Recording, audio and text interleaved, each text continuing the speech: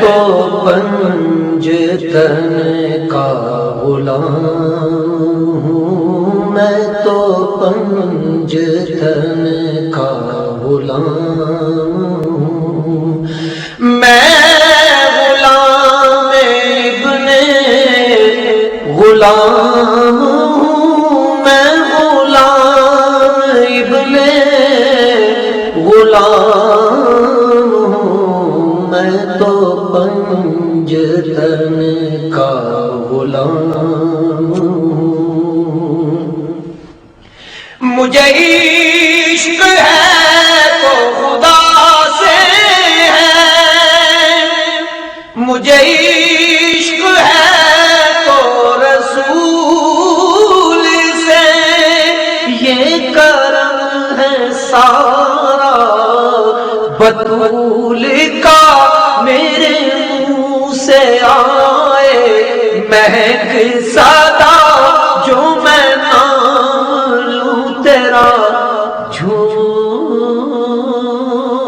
کے، میں تو پنجتن کا غلام ہوں۔ ذکر پنجتن۔ ناظرین سلام علیکم، میں ہوں شوکت عابدی، پیش خدمت ہے آپ کا پسندیدہ پروگرام ذکر پنجتن۔ جیسا کہ آپ کو یاد ہوگا کہ ہم نے اپنے پچھلے ایپیسوڈ میں یہ بتایا تھا کہ رسول اللہ صلی اللہ علیہ وآلہ وسلم جناب فاطمہ زہرا سلام اللہ علیہا، حضرت علی علیہ السلام، امام حسن علیہ السلام اور امام حسین علیہ السلام کو پاک پنجتن کہتے ہیں۔ ناظرین، رسول اللہ صلی اللہ علیہ وآلہ وسلم کی ذریت کا یہ نورانی سلسلہ دھیرے دھیرے آگے بڑھتا رہا، اور اس سلسلے نے ہمیشہ حق اور صداقت کے لیے طرح طرح کی قربانی پیش کی، اور کبھی بھی باطل قوتوں کے آگے اپنا سر نہیں جھکایا۔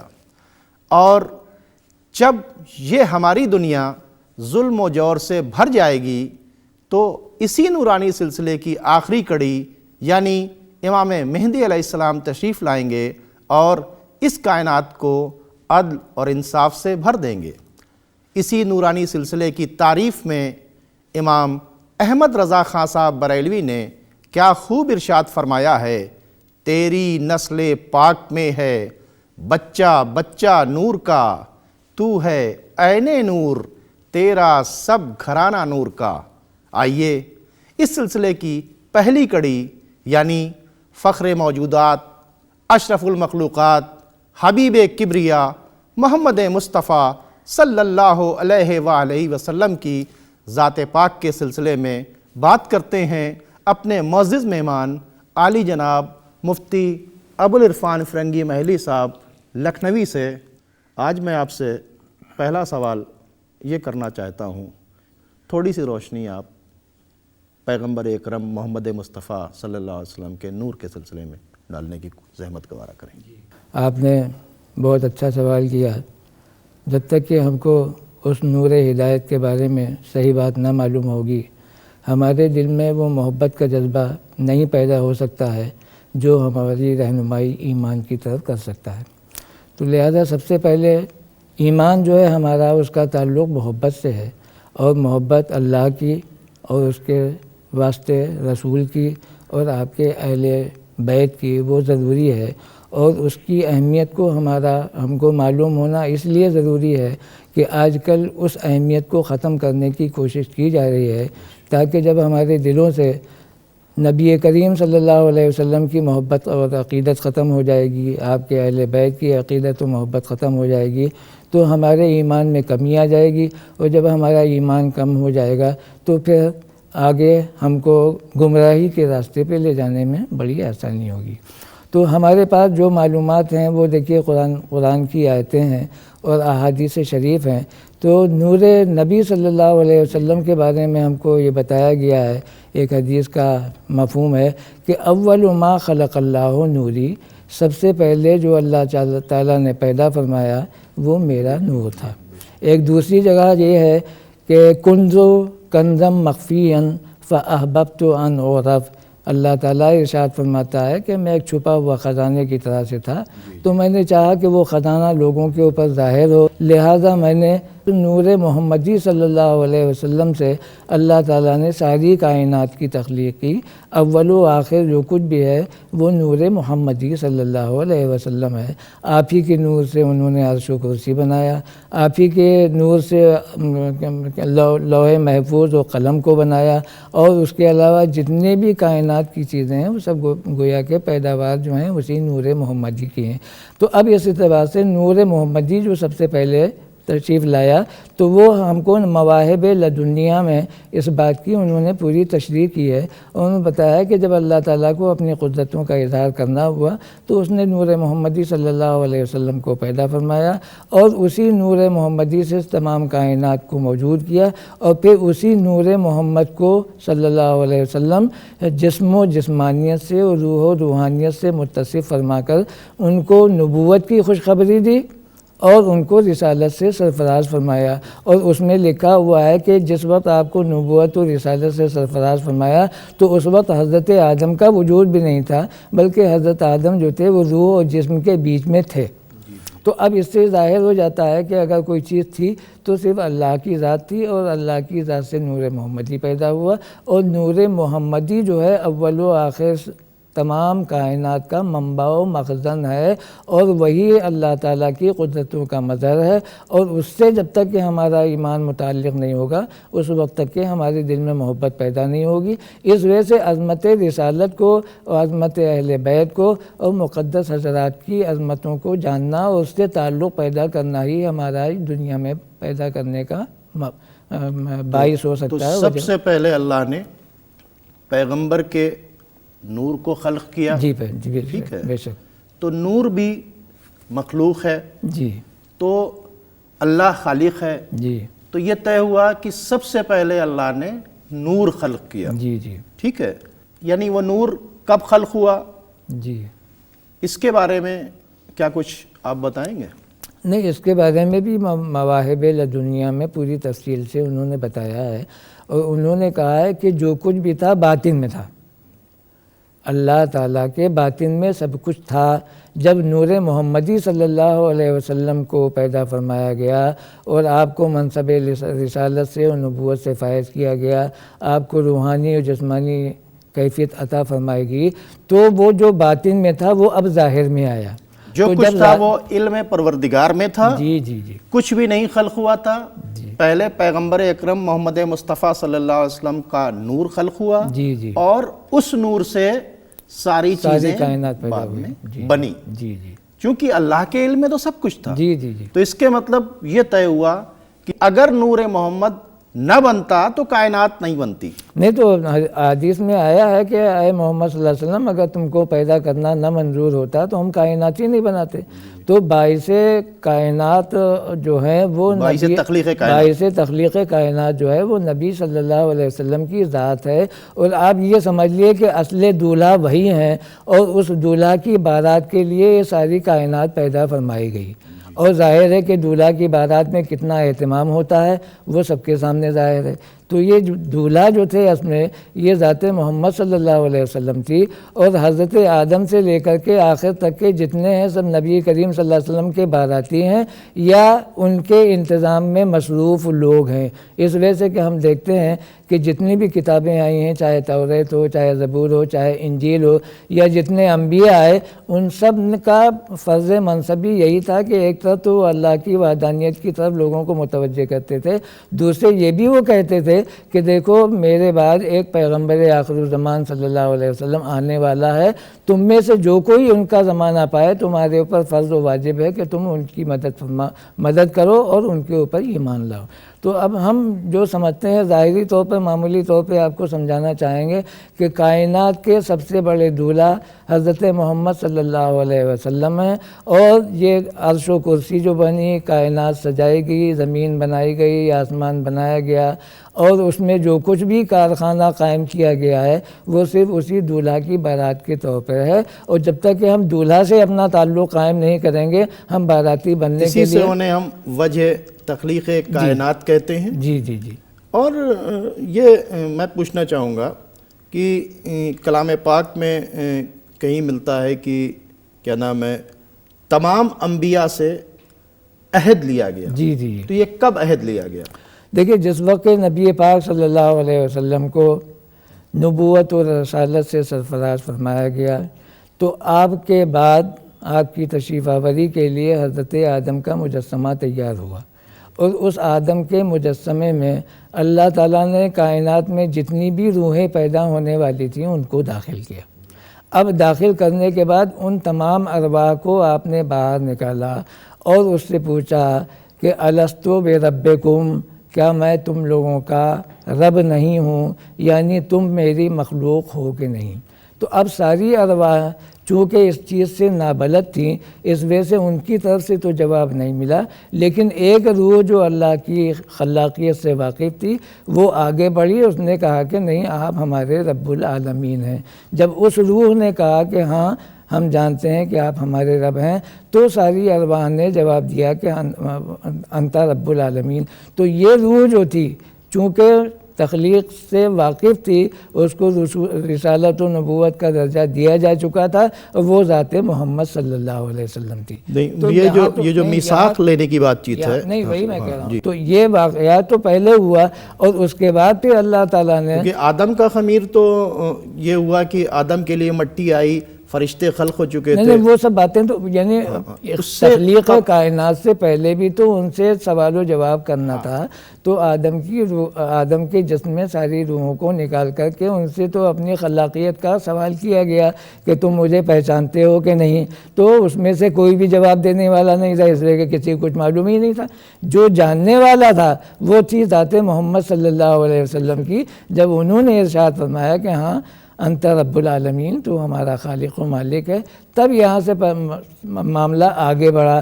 اب وہ نور جو تھا وہ ظاہر فرمایا اللہ تعالیٰ نے تمام انبیاء کے انوار کے اوپر. اس میں مواہب لدنیا میں لکھا ہوا ہے کہ جب نبی صلی اللہ علیہ وسلم کا نور ارواح انبیاء کے اوپر ظاہر کیا گیا تو آپ کے نور نے تمام نبیوں کے نور کو ڈھانپ لیا. جب ڈھانپ لیا وہ گویا کہ ابر کے اندر آ گئے تو انہوں نے پوچھنا شروع کیا کہ اے رب العالمین یہ کون سی روشنی ہے جو ہماری روشنی کے اوپر غالب آ گئی. ہماری مثال تو ستاروں کی طرح تھی، لیکن یہ چاند آ جانے کے بعد جو ہم مٹ گئے ہیں اس کا سبب کیا ہے. تو رب تعالیٰ تقدس ارشاد فرمایا ہے وَإِذْ أَخَذْنَا مِيثَاقًا کہ اللہ تعالیٰ نے ان ارواح انبیاء سے کہا کہ دیکھو یہ نور محمدی صلی اللہ علیہ وسلم ہے اور اس کے اوپر تمہارا ایمان لانا ضروری ہے. اگر تم ان کے اوپر ایمان لاتے ہو تب تو تم کو نبوت کا لباس پہنایا جائے گا، لیکن اگر تم نے ان کی کہتے ہیں نورانیت کا اور ان کی اہمیت کا اندازہ نہیں کیا تو تم اس سے محروم ہو جاؤ گے. لہٰذا سارے انبیاء کرام نے اس بات کا وعدہ کیا کہ ہم اس نبی کو جو یہ ہمارے بعد میں کتابیں لے کر کے آئے گا ہم اس کے اوپر ایمان لائیں گے اور ہم اس کی تصدیق کریں گے، اور اپنی امتوں کو بھی اس بات کا حکم دیں گے کہ دیکھو اگر ہمارے علاوہ یہ نبی صلی اللہ علیہ وسلم تمہارے سامنے آئے تو تم ان کے اوپر ایمان لانا اور ان کی تصدیق کرنا اور ان کی مدد فرمانا. جب ان ارواح نے یہ وعدہ لے لیا تو اللہ تعالیٰ نے فرمایا کہ دیکھو میں بھی تمہارے اس وعدے کے اوپر گواہی دے رہا ہوں اور تمام فرشتے جو ہیں وہ بھی اس کے اوپر گواہی دے رہے ہیں. تو اب یہ میثاق نبیین جو تھا وہ نبی کریم صلی اللہ علیہ وسلم کی عظمت کو ظاہر کرنے کے لیے بہت کافی چیز ہے کہ جب نبی جیسے لوگوں کو ارواحوں کو اس بات کے لیے آمادہ کیا گیا کہ وہ نبی صلی اللہ علیہ وسلم کی اقرار کریں تو ہمارے جیسے لوگوں کے لیے تو عظمت کی کوئی انتہا نہیں، اور جتنی بھی ہم ان کی عظمت کریں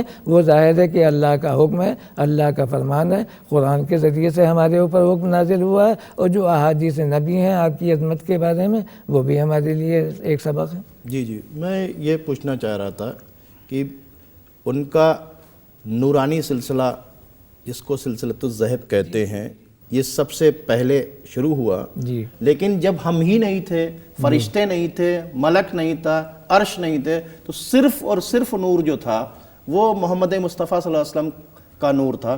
تو اس وقت جو مکمل نور تھا تو رسالت سے نواز دیا گیا، تو اس وقت یہ کن کے رسول تھے؟ لیکن نا آپ کہتے ہیں الحمدللہ رب العالمین، ساری تعریفیں اس ذات کے لیے جو تمام عالموں کا پالنہار ہے۔ اب قرآن کیا کہتا ہے؟ قرآن کہتا ہے وما ارسلناک الا رحمۃ للعالمین، کہ ہم نے آپ کو نہیں بنایا مگر تمام عالموں کے لیے رحمت بنا کر۔ اور یہاں مواہب لدنیا میں لکھا ہے کہ سب سے پہلے نبی صلی اللہ علیہ وسلم کو نبوت سے رسالت سے سرفراز کیا گیا۔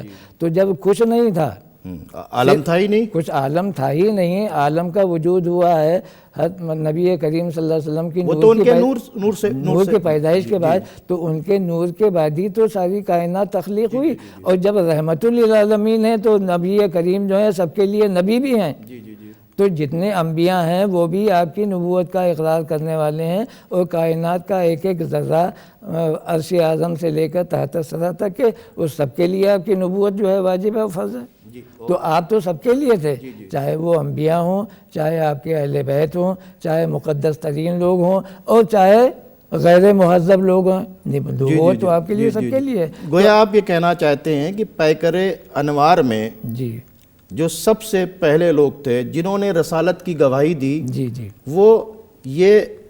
وہ سلسلہ ہے، وہ نورانی سلسلہ ہے، یعنی وہ پاک پنجتن ہے، جی جی جس میں پہلے تو رسالت محمد صلی اللہ علیہ وسلم ہے، جی جی جی اور پھر حضرت علی، جناب فاطمہ، امام حسن، امام حسین علیہ السلام جی ہے۔ جی جی جی تو اس نورانی سلسلے میں جس میں یہ لوگ آئے تو اصل تو رسالت محمد صلی اللہ علیہ جی وسلم جی ہے۔ جی جی تو یہ جو چار ہیں جی جی یہ بھی لا الہ الا اللہ محمد رسول اللہ کہنے والا تھا، یعنی جی جی جی ان چاروں کے حضرت علی، جناب فاطمہ، امام حسن، امام حسین علیہ السلام نے سب سے پہلے رسالت محمد صلی اللہ علیہ وسلم کی رسالت کی گواہی دی۔ پیکر انوار میں بھی جو رسول تھے جی وہ ان چار ہستیوں کے تھے، جی جی نہیں تو اللہ کے رسول تھے۔ بے شک بے شک۔ اور اس سلسلے میں تھوڑی سی روشنی ڈالیں۔ نہیں تو جب آپ کی نبوت ثابت ہو گئی تو جس نے وہاں روز الست میں اقرار کر لیا، ابھی تو کوئی خلق نہیں ہوا تھا، دیکھیں نا خلق تو ہو چکا ہے۔ جب خلق ہو گیا تبھی نور تو خلق ہو گیا نا، بھائی کائنات نور خلق ہوا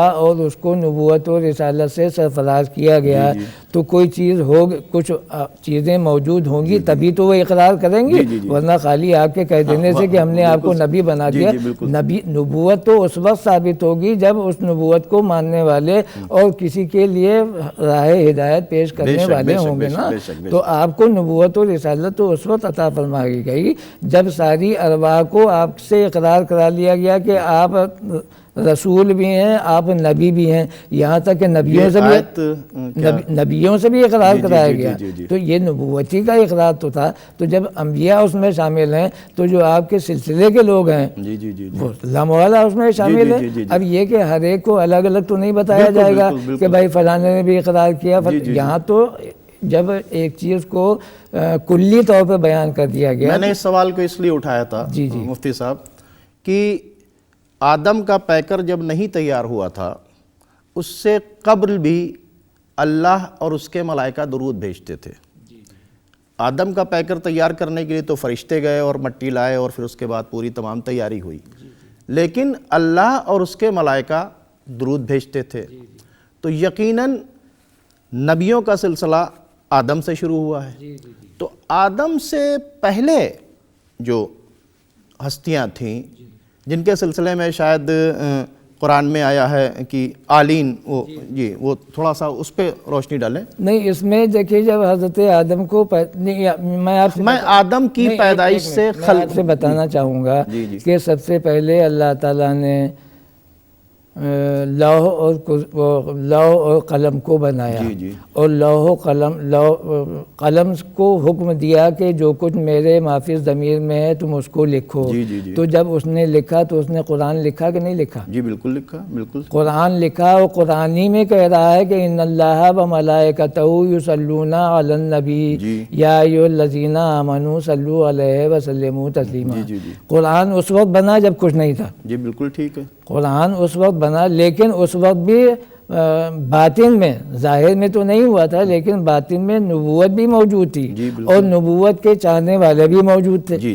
تو نبوت کے چاہنے والے بھی موجود تھے، تبھی تو قرآن نے کہا کہ اللہ تعالیٰ درود بھیجتا ہے، اور جب درود بھیج رہا ہے جس وقت سے کام شروع ہوگا اسی وقت سے وہ اقرار کیا جائے گا، اور ابھی ہمارے سامنے تو کچھ نہیں ہے، لیکن ہمارے سامنے کچھ نہیں ہے، باطن میں موجود ہے وہ۔ میں مفتی صاحب صرف یہ کہنا چاہ رہا تھا کہ آدم سے پہلے فرشتے ہیں، جی جی ٹھیک ہے، ارواح کی بات، آدم سے پہلے فرشتے ہیں، ٹھیک ہے، تمام عبادت چل رہی ہے، یہاں تک کہ ان کا سردار جو ہے جی جی جو بعد میں اللہ نے جس کو نکال دیا، جی جی جی یعنی وہ بھی عبادت کر رہا ہے، جی جی تو مٹی تو منگایا گیا ان لوگوں سے، جی تو اس پیریڈ کے اندر درود بھیجا جا رہا تھا، ہاں بالکل، عبادت ہو رہی تھی، جی جی تو درود جو بھیجا جا رہا تھا عبادت ہو رہی تھی، اور فرشتے بہت بعد میں مٹی لائے ہیں، جی جی تو اس سے قبل کا جو معاملہ ہے، اس سے پہلے کا جو معاملہ ہے، میں اس وقت بھی درود جا رہا تھا، جی جی تو درود بھیجنے والے اس وقت پروردگار ملائکہ تھے اور پروردگار، جی جی جی تو ملائکہ اور پروردگار جو درود بھیج رہے تھے تو وہ تو عمل کر کے دکھا رہے تھے جی نا، جی جی تو یہ جو عمل ہو رہا تھا، یہ تو ظاہر سی بات چیت ہے کہ رسالت محمد صلی اللہ علیہ وسلم اور ان کی آل کے اوپر درود جا رہا تھا، جی جی جی تو یہ جو درود جا رہا تھا یہ کب سے ہے، کہاں سے سلسلہ ہے؟ دیکھیے جو کائنات کی تخلیق ہوئی ہے وہ اللہ کے حکم سے ہوئی، اور اللہ نے جب نبی صلی اللہ علیہ وسلم کو پیدا فرمایا تو اسی وقت سے درود شروع ہو گیا، جی ٹھیک، ان اللہ وہ ملائکۃ صلو درود شریف بھیج رہے ہیں۔ اب اس کے بعد جو بعد میں تخلیق ہوئی وہ فرشتوں کی ہوئی، فرشتوں کو کاہے کے لیے انہوں نے پیدا کیا؟ اپنی عبادت کے ساتھ ان کا کام جو تھا درود کا بھی تھا، تو یہ تو باطنی عالم ہے۔ اب ظاہر میں اس کے لیے کیا ہونا چاہیے؟ تو ظاہر میں اللہ تعالیٰ نے ظاہری اسباب مہیا کرنے کے لیے حضرت آدم کو تخلیق کیا، جب حضرت آدم کو تخلیق کیا تو اللہ تعالیٰ نے ارشاد فرمایا کہ میں نے آدم کو مٹی سے بنایا ہے، اور تم لوگوں کو میں حکم دیتا ہوں کہ تم سجدے میں ان کو سجدہ کرو۔ سب فرشتوں نے سجدہ کیا سوائے ابلیس کے، جب ابلیس نے سجدہ نہیں کیا تو رب تعالیٰ و تقدس ارشاد فرماتا ہے کہ تم نے اس کو کیوں نہیں سجدہ کیا؟ کیا تم اپنے کو اس سے بھی عالی سمجھ رہے ہو؟ کیا تم عالین میں سے ہو گئے ہو، یعنی بزرگ ترین لوگوں میں سے ہو گئے ہو کہ جو تم آدم کو سجدہ نہیں کر رہے ہو؟ تو اب سوال یہ ہوتا ہے کہ یہ جو قرآن میں عالین پوچھا گیا ہے کہ عالین میں سے ہو گئے ہو، تو یہ عالین کون چیز ہے؟ اس کے اوپر بھی ہم کو غور کرنا چاہیے۔ بہت اچھی بات، بہت عمدہ بات۔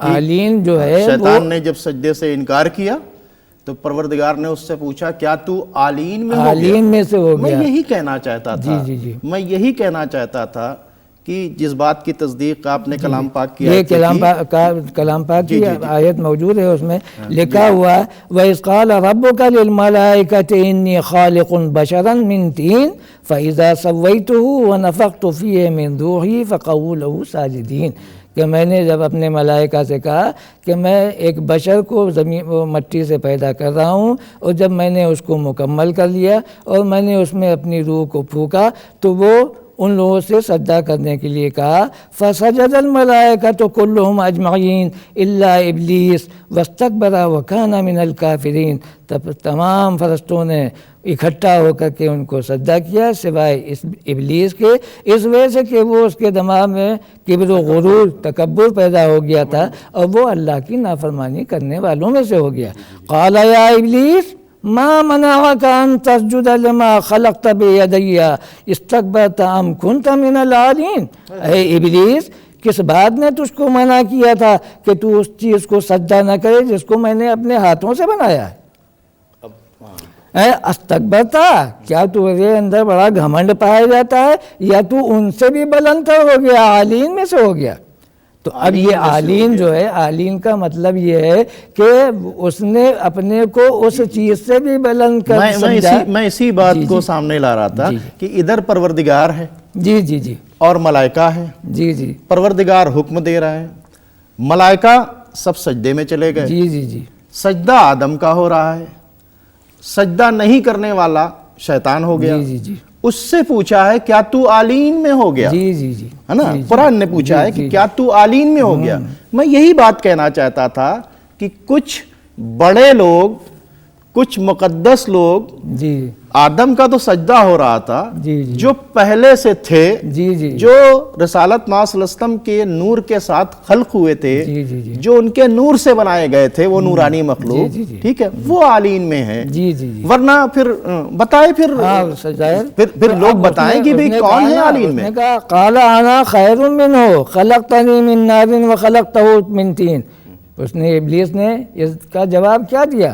اس نے یہ تو نہیں بتایا کہ میں عالین میں سے ہوں، بلکہ اس نے ظاہری سبب بتایا، باطن کے اوپر اس کی نظر ہی نہیں تھی.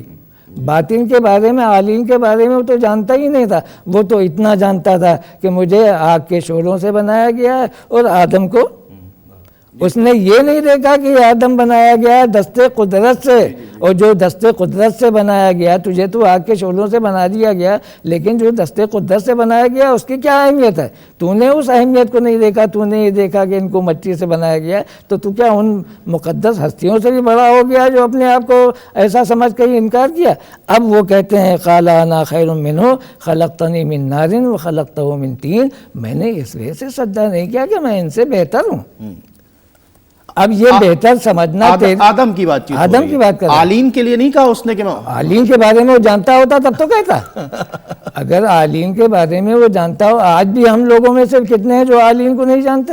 بہت اچھی بات کہی، بہت اچھی بات. آج بھی کتنے ہیں اگر عالین کو جانتے ہوتے تو آج ان کا دین و ایمان مکمل ہو کے کہ وہ عرش اعظم تک نہ پہنچ گئے ہوتے. تو دنیا کی تباہیوں اور بربادیوں کا شکار ہو رہے ہیں، اس میں بھٹکتے پھر رہے ہیں.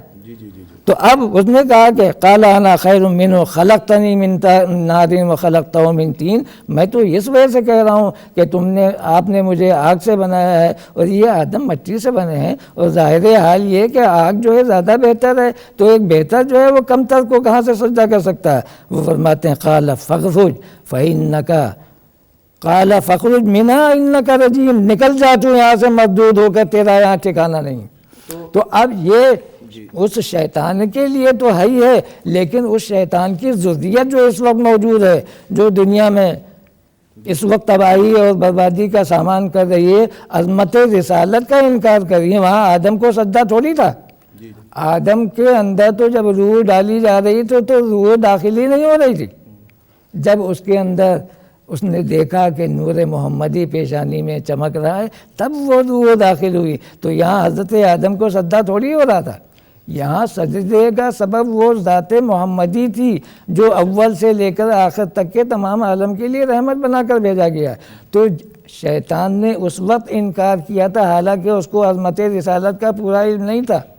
شیطان نے اس وقت انکار کیا تھا جب اس کو عالین کا پتہ ہی نہیں تھا. لیکن آج جو لوگ ان ذاتوں کو جانتے ہیں، جو عالین کو سمجھتے ہیں، اور اس کے بعد نبی کی عظمت کو وہ پاش کرنے پر آمادہ ہیں، اور اہل بیت رسالت سے عداوت و نفرت کا بیج بو رہے ہیں، میں تو سمجھتا ہوں کہ یہ فخرج منہا جو ہے یہ ان سب لوگوں کے اوپر لاگو ہوتا ہے. اور آگے اللہ تعالیٰ نے کہا ہے کہ ہم تم کو قیامت کے دن تک کے ڈھیل دینے والے ہیں. ہم یہ دیکھنا چاہیں گے کہ کون تمہارے پیروکار ہیں اور کون ہمارے حکموں کی تعمیل کرنے والے ہیں اور نور محمدی کی عظمت کو پہچاننے والے ہیں. تو جس طرح سے شیطان کو ڈھیل دی گئی ہے قیامت کے دن تک کے، اسی طرح سے اس کے متبعین کو بھی ڈھیل دی جا رہی ہے کہ وہ بظاہر آج بہت چمک دمک میں دکھائی دے رہے ہیں، بظاہر ان کو اپنی طاقت و قوت پہ بہت ہی گھمنڈ ہے. تو وہ گھمنڈی لوگ بھی اس آیت کے حقدار ہیں، اور ان کے اوپر یہ آیت شیطانی کے لیے نہیں ہے بلکہ ان سب لوگوں کے لیے نازل ہونے ہوئی ہے جو آج کی دنیا میں شیطان کے متبع ہیں. ناظرین، ابھی آپ نے مفتی صاحب سے سنا کہ اگر ہم عظمت رسالت ماء صلی اللہ علیہ وسلم نہیں کریں گے تو اس کے بعد جتنی بھی ہم نے عبادتیں کی ہیں، جتنی بھی ریاضتیں کی ہیں، جو کچھ عمل کیا ہے، وہ سب ہمارا اللہ تعالیٰ ختم کر دے گا. تو ہماری ذمہ داری بنتی ہے کہ ہم اللہ کی عبادت کے ساتھ تعظیم محمد و آل محمد ضرور کریں. یہ تھا ہمارا آج کا پیغام. اب آپ ہمیں اجازت دیں، انشاءاللہ پھر اگلے پروگرام میں آپ کے ساتھ حاضر ہوں گے. خدا حافظ.